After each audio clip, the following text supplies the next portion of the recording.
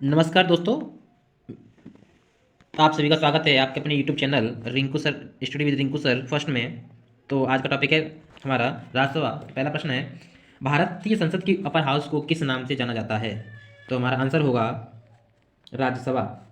राज्यसभा को स्थायी सदन कहते हैं क्योंकि इसे विघटित नहीं किया जा सकता। राज्यसभा में सीटों की अधिकतम संख्या कितनी हो सकती है? 250। वर्तमान समय में राज्यसभा में सदस्यों की प्रभावी संख्या कितनी है? 245। राज्यसभा के लिए राष्ट्रपति द्वारा कितने सदस्य नामित किए जाते हैं? 12। राज्यसभा में प्रतिनिधित्व होता है राज्यों का संघ शासित का, उपयुक्त दोनों। जिन संघ शासित क्षेत्रों में विधानसभाएं नहीं होती हैं उनके प्रतिनिधि किस प्रकार चुने जाते हैं? विशेष निर्वाचक मंडल द्वारा। राज्यसभा में सदस्यों का निर्वाचन होता है आनुपातिक प्रतिनिधित्व के अनुसार एकल संक्रमणीय मत पद्धति द्वारा। राज्यसभा के लिए प्रत्येक राज्य के प्रतिनिधियों का निर्वाचन कौन करता है? विधानसभा के निर्वाचित सदस्य। राज्यसभा में राज्यों का प्रतिनिधित्व किस बात पर निर्भर करता है? राज्य की जनसंख्या। राज्यसभा में किस प्रकार के प्रतिनिधियों की संख्या किस राज्य के प्रतिनिधियों की संख्या सर्वाधिक है? उत्तर प्रदेश। उत्तर प्रदेश से राज्यसभा के लिए कितने सदस्य चुने जाते हैं? 31। निम्नलिखित राज्यों के युग्मों में से किसको राज्यसभा में समान प्रतिनिधित्व मिला है? उपरोक्त सभी।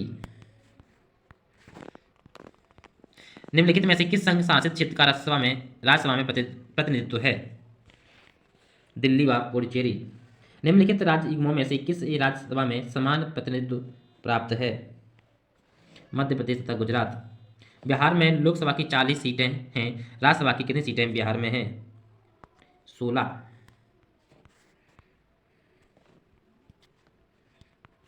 राज्यसभा में सर्वाधिक प्रतिनिधित्व के आधार पर राज्यों का सही अवरोही क्रम है? उत्तर प्रदेश, महाराष्ट्र, तमिलनाडु। राज्यसभा के चुनाव हेतु एक अभ्यर्थी की आयु निम्नलिखित में से कम नहीं होनी चाहिए? 30 वर्ष। राज्यसभा के सदस्यों के लिए न्यूनतम आयु है?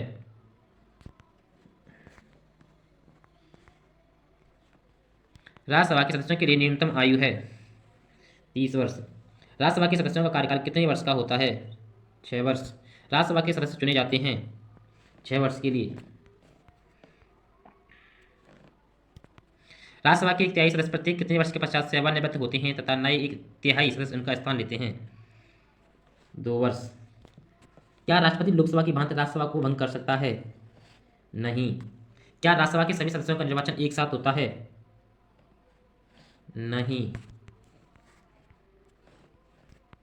लोकसभा की भांति राज्यसभा कभी भंग नहीं होती, किंतु प्रत्येक 2 वर्ष बाद उसके एक तिहाई सदस्यों की सदस्यता समाप्त हो जाती है। निम्नलिखित में से कौन सा कथन सही नहीं है? राज्यसभा के 2 तिहाई सदस्य प्रत्येक दूसरे वर्ष की समाप्ति पर पदमुक्त हो जाते हैं। निम्नलिखित में से कौन सा कथन सही है? लोकसभा और राज्यसभा में एक बात में अंतर है कि लोकसभा का निर्वाचन कोई भी प्रत्याशी भारत के किसी भी राज्य से लड़ सकता है, परंतु राज्यसभा का प्रत्याशी सामान्यतः वहीं का होना चाहिए जहां से वह प्रत्याशी बन रहा है। लोकसभा और राज्यसभा में गण पूर्ति कोरम संख्या है कुल सदस्य संख्या का 1/10। राज्यसभा में गण पूर्ति कोरम के लिए निर्धारित संख्या है 25। राज्यसभा को भंग करने का अधिकार किसे प्राप्त है? किसी को नहीं है। राज्यसभा का सभापति कौन होता है? उपराष्ट्रपति। किस सदन में अध्यक्ष उस सदन का सदस्य नहीं होता है? राज्यसभा। राज्यसभा के सभापति का चुनाव कौन करता है? लोकसभा एवं राज्यसभा के सभी सदस्य। राज्यसभा का सभापति लोकसभा एवं राज्यसभा के सदस्यों द्वारा संयुक्त रूप से चुना जाता है। निम्नलिखित में से किसकी अध्यक्षता असदस्य द्वारा की जाती है? राज्यसभा।